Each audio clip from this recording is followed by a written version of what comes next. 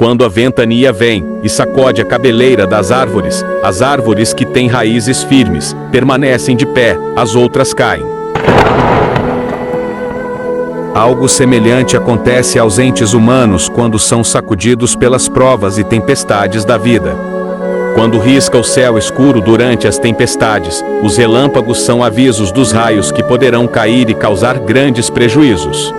Do mesmo modo, quando risca a tela escura da mente de uma pessoa descuidada, os pensamentos inferiores são avisos dos grandes prejuízos que podem causar a quem permanecer nesta situação.